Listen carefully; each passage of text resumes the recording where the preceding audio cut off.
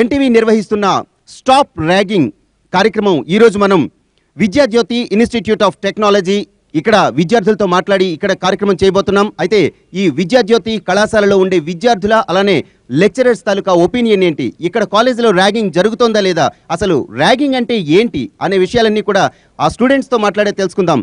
Hi students, మనం ఇవాళ anti ragging stop ragging అనే ఒక కార్యక్రమాన్ని చేస్తూ మీ దగ్గరికి వచ్చాం. ర్యాగింగ్ అంటే ఏమనుకుంటున్నారు మీ ఒపీనియన్లో? Ragging is basically breaking the ice between the seniors and the juniors. Ragging undali, కానీ it should have its own limits. Like it shouldn't cause any psychological stress to the students' minds. That's it.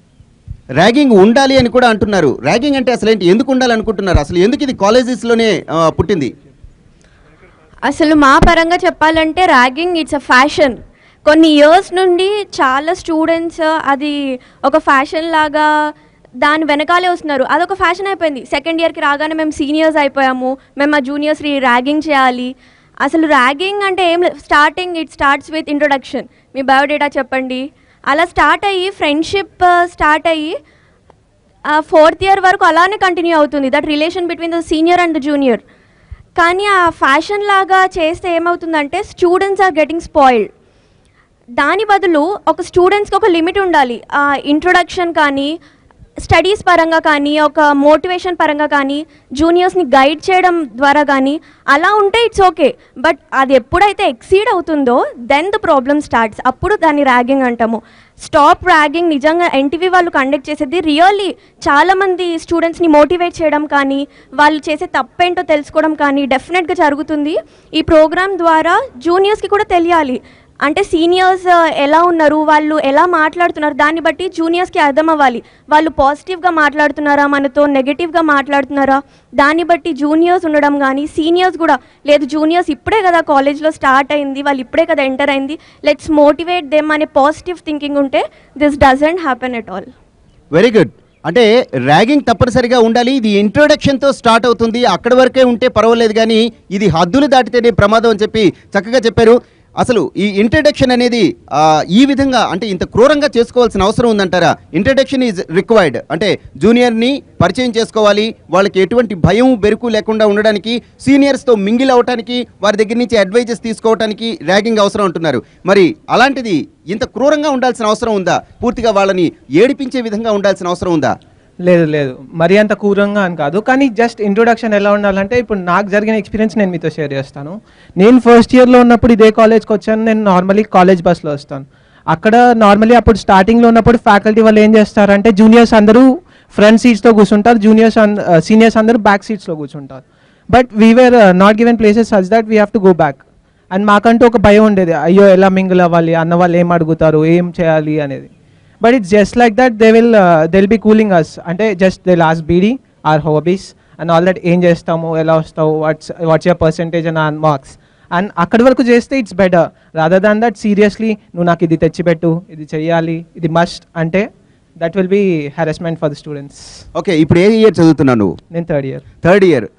నీకు ఇలాంటివి ఏమైనా అనుభవాలు వచ్చాయా? పలానా తెచ్చిపెట్టు, లేకపోతే ఇలా చేయాలి అలా చేయాలని, అంటే కొంచెం ఫీల్ అయిన సందర్భాలు ఏమైనా ఉన్నాయా? అరే ఇలా చేస్తున్నారు ఏంటి మా సీనియర్స్ అని? లేదు పర్వాలేదు, ఓపెన్ గా చెప్పు, ఏమనుకోరు. ఇప్పుడు సీనియర్స్ కూడా ఫీల్ అవరు? లేదు, I didn't get such a situation. Okay, college బస్సుల్లోంచి కూడా ఇలాంటి ఇంట్రడక్షన్లు స్టార్ట్ అవుతున్నాయంటున్నారు. అంటే కాలేజ్ బస్సులో ఒకరినొకరు ఇంట్రడ్యూస్ చేసుకోవటం అక్కడ వరకు బాగానే ఉంటుంది. అంటే సీనియర్స్ ఏ సీట్లో కూర్చోవాలి, జూనియర్స్ ఏ సీట్లో కూర్చోవాలి, ఇలాంటి విషయాల వరకు కొంతవరకు పర్వాలేదు. కానీ అక్కడ కూడా మళ్ళీ హద్దులు దాటాయంటే అక్కడే బీజం పడుతుందన్నమాట ఈ ర్యాగింగ్కి. అమ్మ, మీరేమనుకుంటున్నారు? మీకు అలాంటి సిచ్యువేషన్స్ ఏమైనా ఎదురయ్యాయా? ఏ ఇయర్ చదువుతున్నారు మీరు? నేను ఐటీ సెకండ్ ఇయర్. నాకు అలాంటి సిచ్యువేషన్స్ మాత్రం ఇంతవరకు ఎదురు పడలేదు. కానీ మనం సెకండ్ ఇయర్కి వచ్చేసరికంటే ఏదో ఈగో ఫీలింగ్ డెవలప్ అవుతుంది మనలో. ఏంటి, అరే మనం సెకండ్ ఇయర్కి వచ్చేసాం, మనం సెకండ్ ఇయర్ ర్యాగింగ్ చేయాలి, అది ఒక పెద్ద బ్రాండ్ మనకు అన్నట్టు ఫీల్ అయిపోతాం. కానీ అది చేయడం చాలా తప్పు. అది మనకు తెలియకుండానే ర్యాగింగ్గా దారి తీస్తుంది. ఫస్ట్ ఈగో ఫీలింగ్, ఆ ఈగో ఫీలింగే ర్యాగింగ్, సూసైడ్స్ అన్నిటికీ కారణం. అరే మనం వచ్చేసాం కదా, ఈ వాడు మనకు బానిస అన్నట్టు ఫీల్ అవుతారు చాలామంది ఫీల్ అవుతూనే ఉంటారు. వీడికి ఏదైనా పని చెప్పాలి, మనం అంటే చూపించాలి, మన పవర్ ఏంటి, మనం ఏంటి అని చూపించాలి అనుకుంటారు. దానికోసం చిన్నగా మెల్లిగా స్టార్ట్ చేస్తారు. రేయ్ నీ బయోడేటా చెప్పరా, రేయ్ హోంవర్క్ రాసుకురా, రే ఇది చెయ్యి అది చెయ్యి. తర్వాత దీనికి లిమిట్ అనేది ఉండదు, పెరుగుతూనే పోతుంది. ఎలా క్యాన్సర్లా, క్యాన్సర్ ఫస్ట్ చిన్నగా వస్తుంది, మనకు తెలియకుండానే అది పెద్దగా అయ్యి లాస్ట్ క్యాన్సర్ అయ్యి మనిషి చనిపోవాల్సిన పరిస్థితి వస్తుంది. అలాగే మనం కూడా చిన్న ఈగో ఫీలింగ్తో పెద్ద ర్యాగింగ్ అనే మిస్టేక్ చేస్తున్నాం. దానివల్ల ఎందరు సఫర్ అవుతున్నారు? ప్రతి ఒక్క స్టూడెంట్. మొన్న రిషికేశ్వరి, ఈరోజు రేపు దీనికి లిమిట్ అనేది ఉండదా? ఫస్ట్ మనకు తెలియాలి అసలు మన వల్ల ఒకరు ఎంత బాధపడుతున్నారు, మనం దీన్ని స్టాప్ చేయడానికి ఏం చేయాలి. మా కాలేజ్లో మాత్రం ప్రతి ఫ్యాకల్టీ, లెక్చరర్స్ ప్రతి ఒక్కరు చెప్తారు ర్యాగింగ్ చేయొద్దు, చేస్తే మీకు చాలా పెద్ద పనిష్మెంట్ ఉంటుంది అని. అలాగే పక్కన ఉన్న వాళ్ళు కూడా అనుకుంటారు, అరే మనం ర్యాగింగ్ చేస్తున్నారు ఫ్రెండ్స్, వాళ్ళని ఆపుదామని ఉంటుందా, ఇంకా ఎంకరేజ్ చేద్దామని ట్రై చేస్తుంటారు. వాళ్ళకున్న ఈగో ఫీలింగ్ని ఇంకా డెవలప్ చేసి ఈ ఫ్రెండ్స్ కూడా ఒక కారణం అవుతున్నారు ర్యాగింగ్ చేయడానికి. అది ఒకవేళ మన పక్క మంచి ఫ్రెండ్స్ ఉన్నారు, ర్యాగింగ్ చేయొద్దురా అది తప్పు, రేపు వాడు ఏమైనా చేసుకుంటే మన కాలేజ్ పరువు పోతుంది, మన పరువు పోతుంది, మన పేరెంట్స్ ఎన్ని ఆశలతో మనని కాలేజ్ పంపిస్తున్నారు, మనం ఎంత పెద్దగా అవ్వాలి అంటే ఏ జాబ్ ఏ గుడ్ పొజిషన్లో ఉండాలి అనే ఒక చిన్న ఫీలింగ్ మనకు గుర్తొస్తే మనం ఈ ర్యాగింగ్ చేయడానికి అస్సలు ఒప్పుకోం. ఎవరైనా ర్యాగింగ్ చేస్తున్నారంటే ఒక్కసారి వాళ్ళు ఆలోచిస్తే గనక దాని నుంచి బయటపడే అవకాశం ఉందని చెప్పి చక్కగా చెప్పింది. ప్రతి ఒక్కరు కూడా ఎవరైనా మనం సీనియర్గా అయ్యాం అనే ఒక ఈగో ఒకటి రాగానే ఆ ఈగో దీని అంతటికీ కారణం అవుతుంది అంటున్నారు. చెప్పండి మీరేమనుకుంటున్నారు?